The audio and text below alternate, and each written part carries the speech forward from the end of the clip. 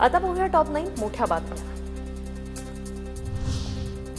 स्थानिक स्वराज्य संस्थांच्या निवडणुकीवरील सुनावणी पुढे ढकलली। 4 मार्चला सुनावणी घ्या, दोन्ही बाजूंची मागणी।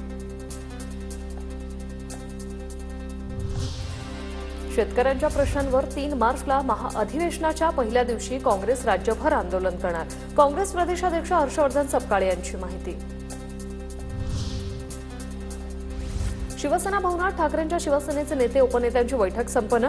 ठाकरेंच्या शिवसेनेचे नेते उपनेते राज्यभर दौरा करणार। ठाण्यापासून 2 मार्चला सुरुवात होईल।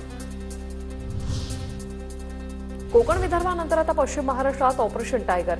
ठाकरेंच्या शिवसेनेतील माजी आमदार सुचित मिंडसेकर 2 दिवसात शिंदेच्या शिवसेनेत पक्षप्रवेश करणार, सूत्रांची माहिती। दिल्ली विधानसभेत राज्यपालांच्या अभिभाषणादरम्यान आपच्या आमदारांचा गदारोळ। विरोधी पक्षनेत्या आतिशी यांच्यासह 12 आमदारांचं निलंबन। कल्याण पोलीस स्टेशन गोळीबार प्रकरणात गणपत गायकवाडांचा मुलगा वैभवला क्लीन चिट। आरोपपत्रात फक्त 2 आरोपींचा समावेश। शिवसेना नेते महेश गायकवाडांवर गणपत गायकवाडांनी केला होता गोळीबार। रायगड आणि नाशिकच्या पालकमंत्रीपदाचा तिढा 2 ते 3 दिवसात सुटेल। पालकमंत्री नसल्यामुळे नियोजन समितीच्या बैठका घेता येत नाही। कुंभमेळ्याच्या नियोजनात सीएम आणि दोन्ही डीसीएम यांचं लक्ष, गिरीश महाजनांची माहिती।